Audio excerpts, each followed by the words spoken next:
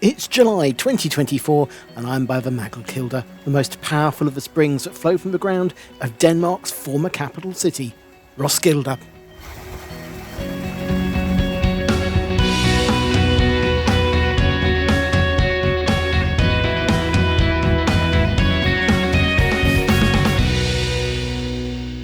Situated at the foot of the Roskilde Fjord, a branch of the Isefjord, which made the city easy to defend while still providing quick access to the trading and raiding routes of the local Vikings, the city was so important that it served as the capital of Denmark from the 11th century through until 1443, when the capital moved to Copenhagen. The city was founded in the 980s by Harald Bluetooth, the first Christian Viking king, who consolidated his rule over all of Jutland and Zealand, uniting the Danes into a single kingdom, a feat which was recognised by his name being given to the technology that unites devices of all kinds to work via mobile phone. The Bluetooth logo is the runes H and B combined. On the higher ground above the harbour, Harald had a wooden church built, along with a nearby royal residence. In 1020, King Canute elevated Roskilde to a bishopric. In 1135, the town was destroyed by the Pomeranians, but within 15 years the town had been rebuilt, with the addition of a moat around the city. In 1170, the Danish bishop Absalon started work on a brick church on the site of Harald's church. By 1275, that brick church had grown into a cathedral that, ignoring fires and extensions, stands today. It's unclear when Roskilde became a market town, but it was already enjoying trading privileges under King Eric II in the mid-1130s. The privileges were firmly established by the 1260s, as by then the city council was granting market status to other towns. By then, it's likely that Roskilde was the most important settlement in Denmark.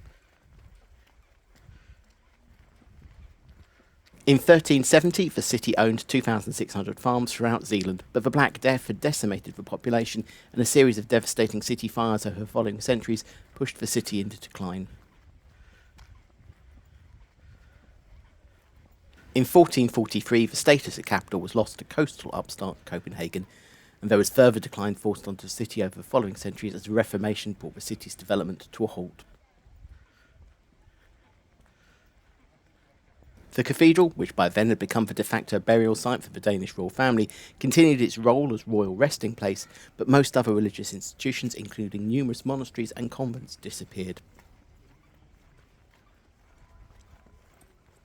Further bouts of plague in 1710 and 1711, and a series of fires in 1730 dealt further blows to the city. Things only started to improve with the coming of the railways in 1847, linking Roskilde to Copenhagen and turning the city into an important transport hub. The harbour was expanded and the city rapidly industrialised, with tobacco factories, iron foundries and machine shops.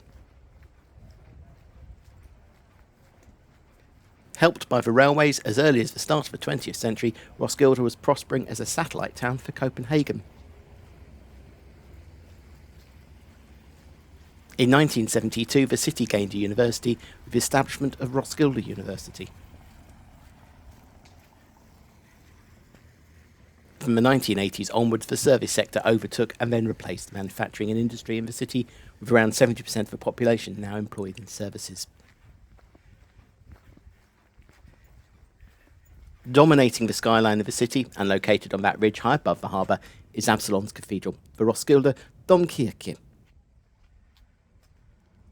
After the original wooden church built by Harald Bluetooth, a new cathedral was built using local travertine limestone, with construction starting during the reign of Bishop Wilhelm, 1060 to 1073, and completed by his successor, Sven Nordman, sometime around 1080. Soon after he became Bishop of Roskilde in 1157, Absalon started to expand the travertine-built cathedral. However, 3 years later, the art of firing bricks was brought to Denmark from Italy by monks. It was decided to build a new cathedral out of brick, with the construction taking place around the outside of the existing building, allowing services to continue during construction. The choice of brick over stone was novel, and the cathedral is one of the earliest examples of a building of this size being built in brick in Northern Europe. Construction of a choir was completed and consecrated in 1225, allowing services to start in there and for the old Traventine Cathedral to be dismantled. With the exception of the two towers, the cathedral was completed by 1280 and work on the interior continued, albeit slowed by a fire in 1282. Construction of the towers was finally completed in 1405. When Queen Maglekilde I died in 1412, she was initially buried in a Firmnese chapel at Roskilde Kirke. But the following year the bishop, who had also been the Queen's Chancellor, had her body moved to Roskilde Cathedral, becoming the first Danish monarch to be interred in the cathedral, with her tomb placed behind the high altar.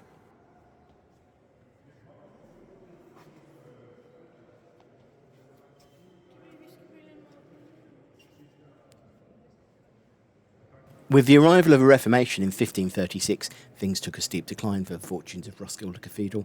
The diocese was moved to Copenhagen, and the Bishop of Roskilde was jailed in Copenhagen Castle. At a meeting in 1540, it was decided that all of the bishop's property now belonged to the king as the head of the Church of Denmark. I wonder which corpulent, womanising English king he got that idea from.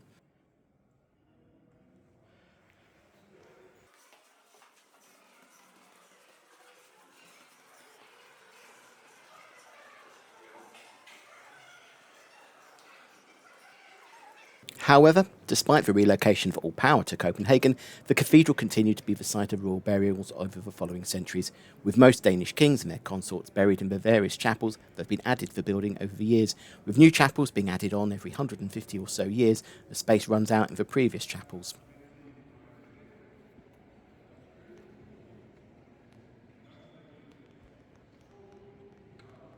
First to be added was the Chapel of the Magi, which was added in the mid-15th century and houses the tombs of Christian I, Christian III and Frederick II.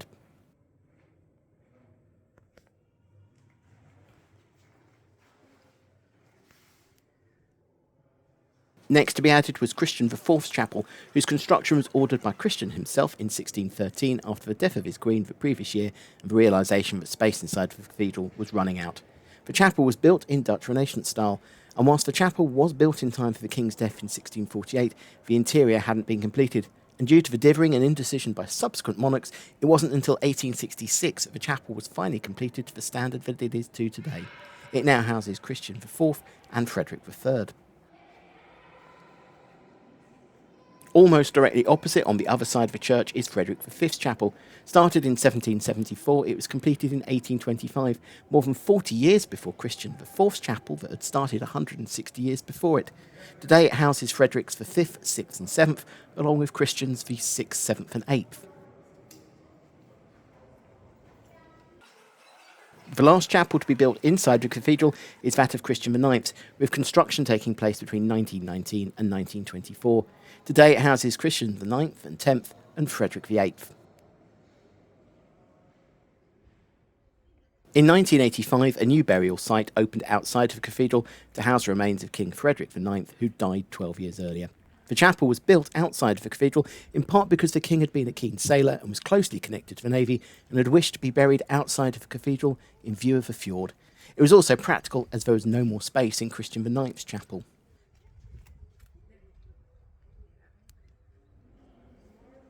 In a slightly morbid move, St Bridget's Chapel has already been selected as the site of the tomb of Queen Maglekilde II, with a sarcophagus created by Bjorn Nordgaard already installed in the chapel and covered in a wooden box resembling an oversized hat box. The fact that Queen Maglekilde only abdicated at the end of 2023 and at 84 is enjoying retirement in Copenhagen makes it feel a little hasty. In the 18th century, a grumpy dean disconnected the mechanism of the St George clock, annoyed that his parishioners paid more attention to it than him. The cathedral authorities have since relented and reactivated the clock, and every hour St George slays the dragon.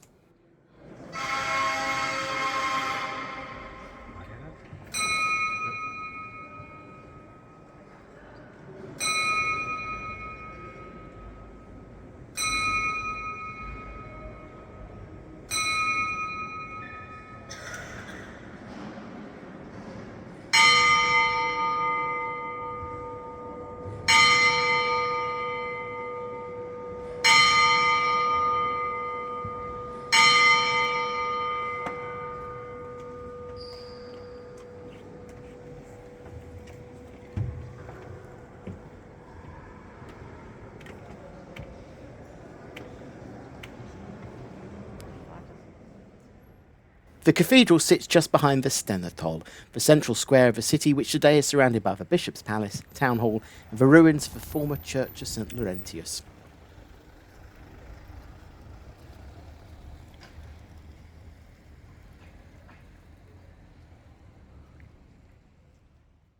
The church of St. Laurentius was built around 1100, but became surplus to requirements following the Reformation in 1536, and the bulk of the church was demolished the following year, in parts to create the new town central square.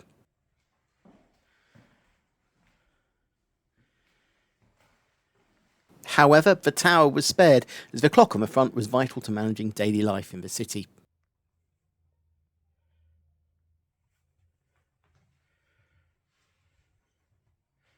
Over the following years, the tower took on many different roles, serving for many years as a prison, with cells located on the upper floor of the tower.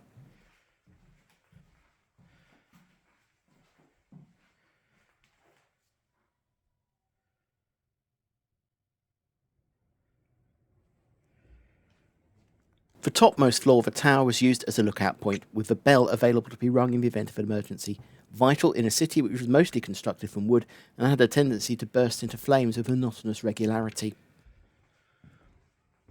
Today, the large openings are protected by wooden shutters, so standing up here you aren't being battered by the wind howling round the tower.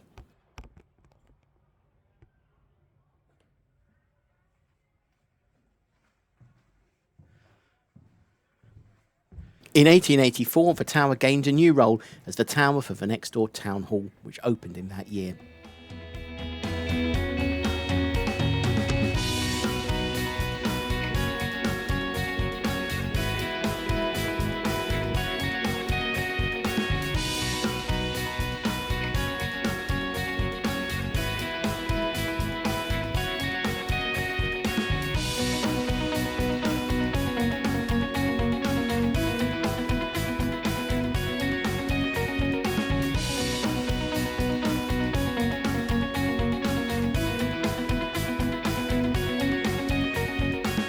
Once you've experienced the top of the tower and the cells, you can descend down into the basement and underneath the town square to see the ruins of the original church, which were excavated in 1931 during works on the square above.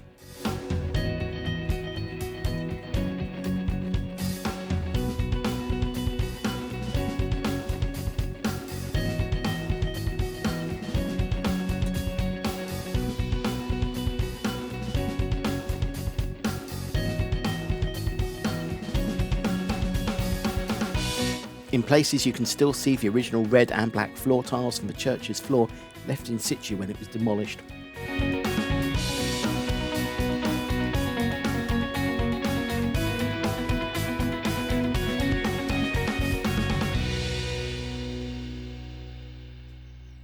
Whilst the water flows in many of the springs have reduced over the centuries, they're still in situ in many places over the city and help to provide water features.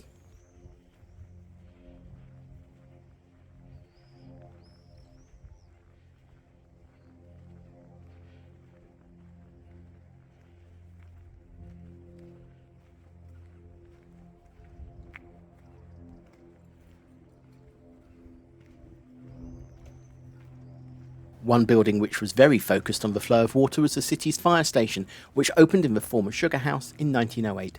The fire station moved into new premises in 1989, and the Roskilde Museum expanded into it from the neighbouring Liebe House that it had been in since their founding in November 1929. Naturally, given its location, the first exhibition within the museum focuses on the fire service in the city, with displays of firefighters' uniforms over the decades, as well as historic and modern equipment.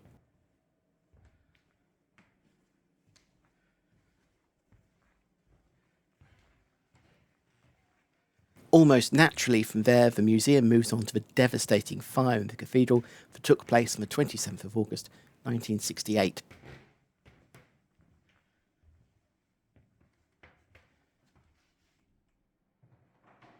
The exhibition then leaps back in time to the earliest finds of the museum's collection, including poles made from antlers dating back nearly 8,000 years, and then forward through the Stone, Bronze and Iron Ages to the glory days of the Vikings.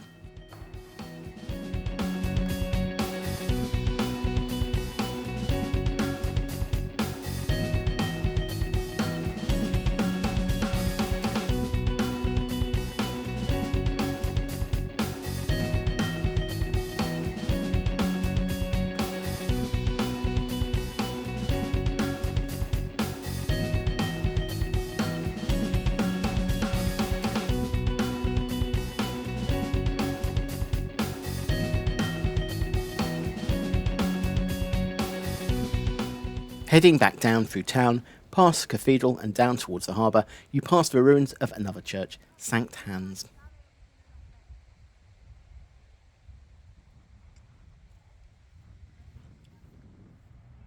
Close to the harbour is the Miniby, or mini-city, a scale model of the city of Roskilde as it would have looked around 1400 at the height of the reign of Queen Maglekilde I, and with the city at its full economic and political strength.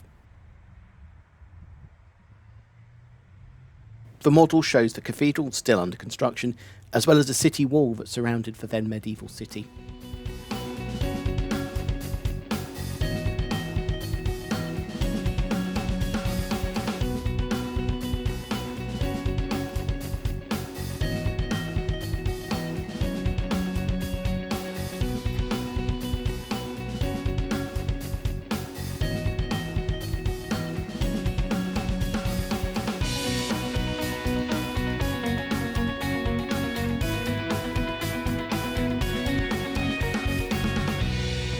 Down by the fjord's edge, you reach the museum that the city is perhaps most famous for, the Vikingeskibsmuseet, Viking Ship Museum. Roskilde sits at the narrowest point of the Roskilde Fjord, about 20 kilometres north of Roskilde, approximately 2/3 the way down the fjord from where it splits off the Isefjord. Here, natural islands force the fjord into 3 channels.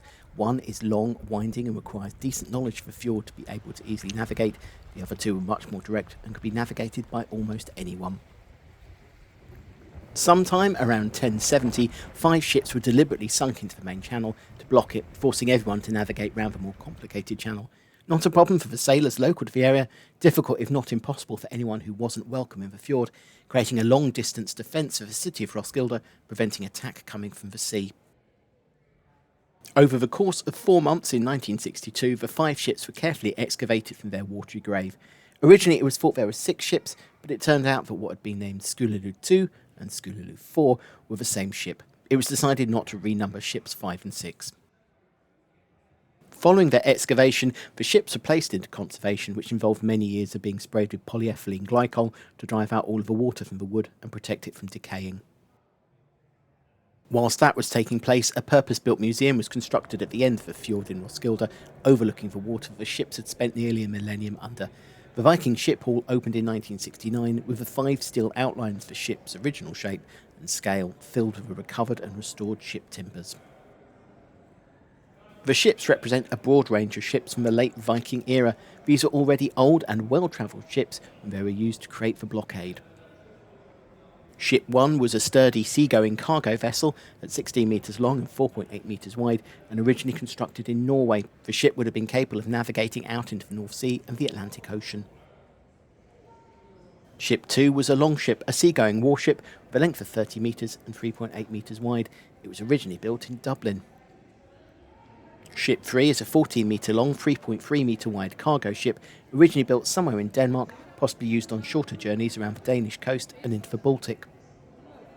Ship 5 is a small warship at 17.3 metres long and 2.5 metres wide, built in Denmark. Ship 6 is 11.2 metres long and 2.5 metres wide, and probably, but not definitely, linked to fishing. It was, like Ship 1, built in western Norway.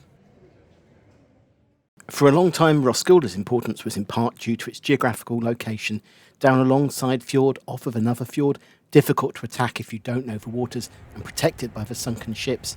But if as a local you knew the waters, then you had quick access up the fjord and out into the open waters of the Kattegat, and from there either the Baltic or North Seas. And now nowhere is that more clearly demonstrated than taking the ferry between Hundestad and Rovig right up at the top of Zeeland, where you can see the Roskilde Fjord enter into this fjord as you cross the very mouth of the fjord.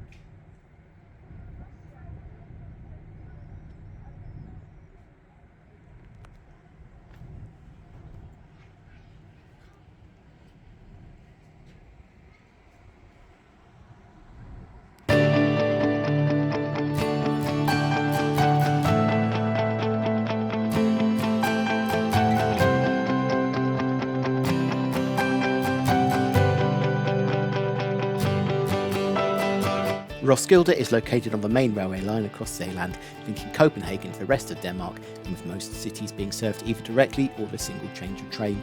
There are hourly direct trains the most of the day to Copenhagen Airport, taking 35 minutes to make the journey. At other times, travelling via Copenhagen H takes around 50 minutes with frequent connections.